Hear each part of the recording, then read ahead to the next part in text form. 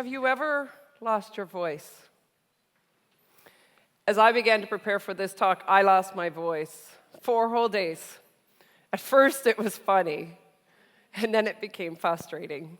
I had to cancel meetings, postpone events. I started to feel powerless. It got me thinking, had I ever lost my voice before? When it comes to big issues like climate change, resource scarcity, social imbalance, and economic prosperity, I used to feel like I didn't have a voice, maybe never had one to begin with. I used to feel that these issues were just too big, too powerful, too overwhelming, and that I was paralyzed to do anything about them. I come from a pretty humble background. At the age of 28, my mother was left as a widow after an accident, with 7 children and me on the way. Now, if there's anyone that might have been forgiven for feeling overwhelmed and powerless, it might have been her. But when asked about this period in her life, she's always said, everyone thought I would fall apart, that I would be paralyzed. But I couldn't do that. I had responsibilities. And I've always thought, wow, responsibility is such a powerful motivator. I was the first in my family to go to university. I worked 3 jobs on a full course load to make that happen. And I found my way into the finance industry, where I sold research, basically investment ideas, to large investors like pension funds and investment managers. I was good at what I did, and I loved it. But something was missing. I began to feel disconnected from the real world. And I was about to discover there is a disconnect between finance, companies, and what's happening in the real world. And that I could actually help to create a link between them. The tipping point came on a trip to South Africa. What a beautiful country. And of course, I was humbled as I stood in Nelson Mandela's tiny jail cell. But I also insisted in going to Soweto, one of the townships where there had been many uprisings during the apartheid era. I was warned racial tensions were high and it may not be safe. I went anyway. The poverty and the living conditions were heart-wrenching. But it was this sense of powerlessness, that things could never change. That's what struck me. It jolted me into realizing that there are billions of people on this earth who live every day in the wake of social injustice and poverty. Now, as someone coming from the finance industry, I thought to myself, how is it this continues? Companies continue to do business as usual. Investors continue to invest in those companies, all the while, it seems, ignoring what I had just experienced, and perhaps even contributing to deepening it. One thing I knew for sure was I could not go back to the finance industry, at least not in the same capacity. Today, more than ever, we as a global community are facing some major challenges. Connected to social injustice and poverty is the wealth gap. The richest 1% of the population is wealthier than the other 99% combined. And climate change, seen by many as the single largest threat to human survival on this planet. And then there's resource scarcity, like water. Ongoing droughts in California are directly related to rising food prices. Most of Canada's and half of the US's fruits and vegetables are produced in California. And who does rising food prices impact the most? The 99%. In the end, we, and especially our children, are on the front lines. We're the ones that will be dealing with the environmental, social, and economic impacts of these issues. We already are. Look at Hurricane Sandy, the floods in Calgary, and the most recent fires in Fort McMurray. Now, I realized I wasn't the only one that thought that these issues were deeply interconnected. So I began to think on a more personal level. What, if anything, could I do about these seemingly overwhelming issues? Does recycling my water bottle really matter? What about how I dispose of my cell phone when I upgrade? Do I have a voice in the matter? Well, and who is responsible anyway?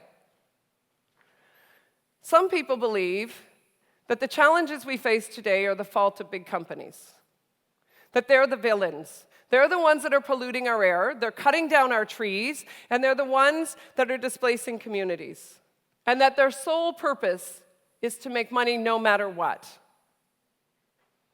But is that fair?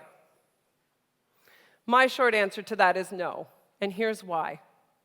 There have been many changes over the last 50 to 60 years that have dramatically changed corporate behavior.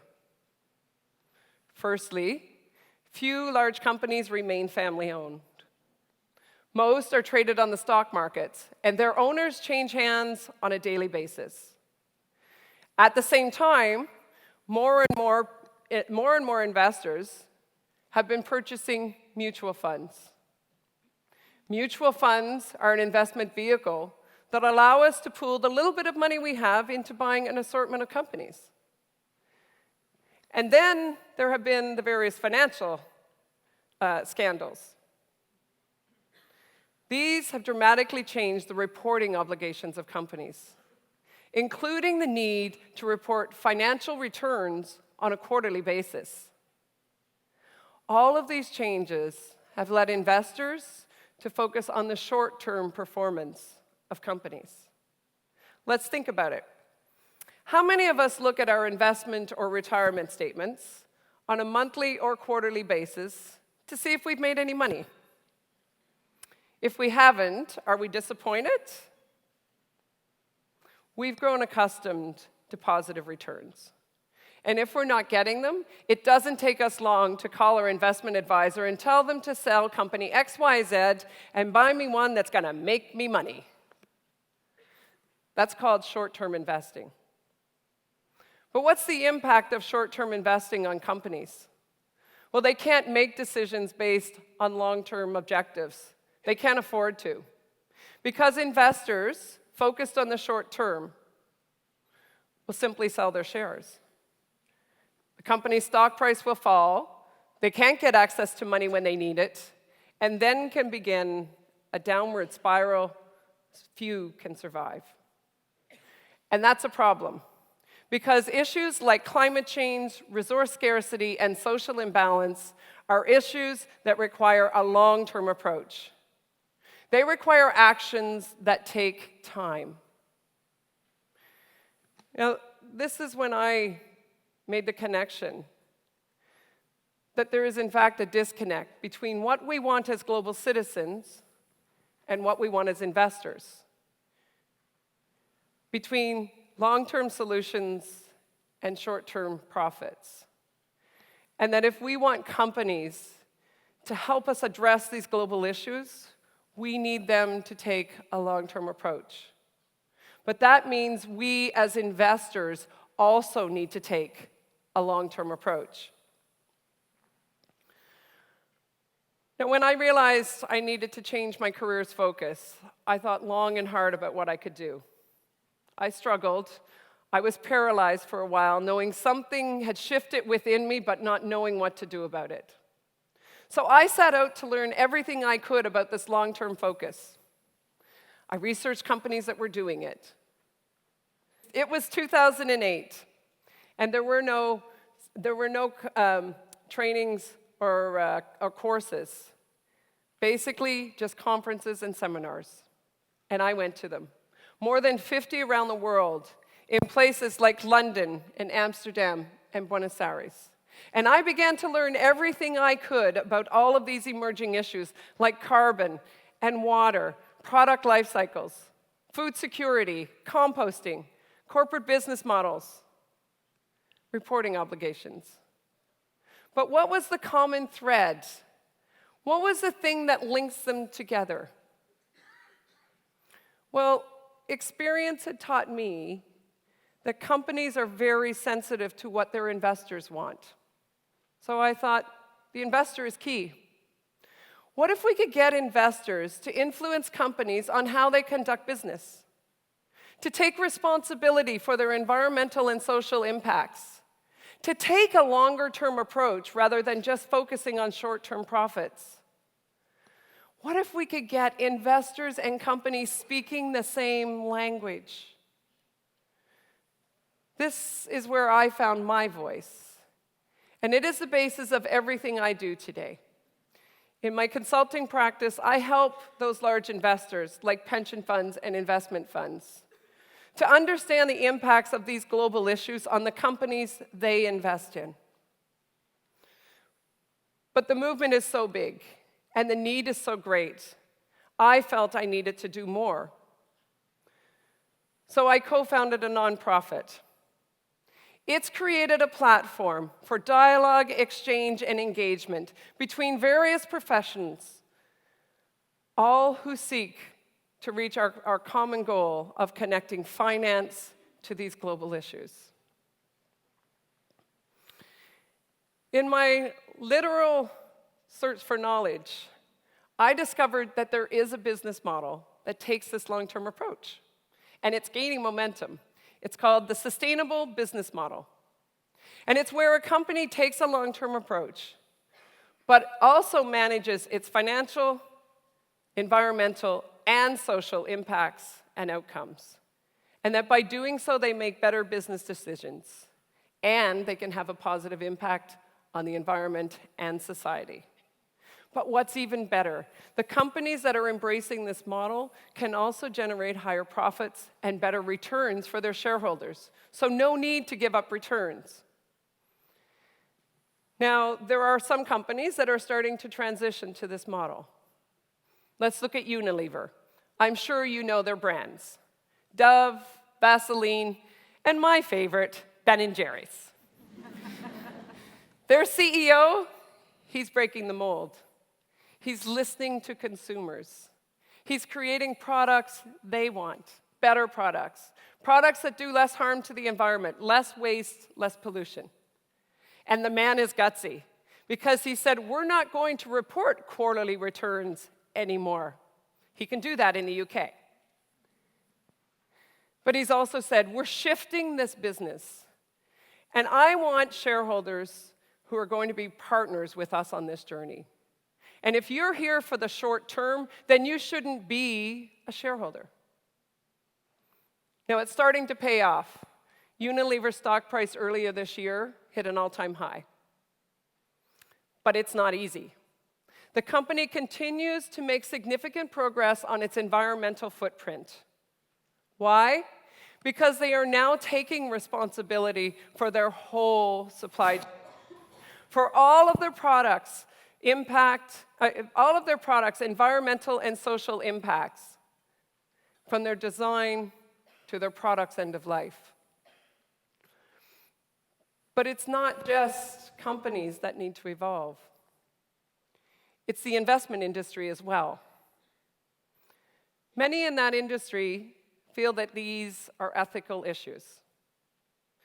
You see, they know they can't give up returns. They have something called a fiduciary duty, the duty to invest their clients' money on their behalf without putting their own personal values into the mix. So for them, this is an obstacle, but it's a problem of perception. Looking at the sustainability model isn't about ethics, and it's not about giving up returns. It's about risk management. Generally, most investment professionals are already looking at some environmental, social, or governance issues. But what many don't realize is that today there are tools that are being created that can help them consider these issues on a day-to-day basis. And that by doing so, they can in fact fulfill their duty. Now, there are some other companies that are moving as well, companies like L'Oreal and Johnson & Johnson. We have Apple and IKEA moving to 100% renewable energy, and Tesla with its reasonably priced electric car with a longer driving range. but it's still early days. Only a minority of companies are fully embracing the model. So just imagine if we could get the majority of companies to embrace this model. But in order for that to happen, we need to come together as investors. We as global citizens have a power in our hands that we're not using yet. It's the power of our money. You see, pension funds and mutual funds own half of everything. But we all own a piece of those funds. They're our savings, and they're our pensions. We can direct that capital into companies that are embracing the sustainable business model. That is the missing link. But in order for that to happen, we need to talk about money. Now, money's a touchy topic.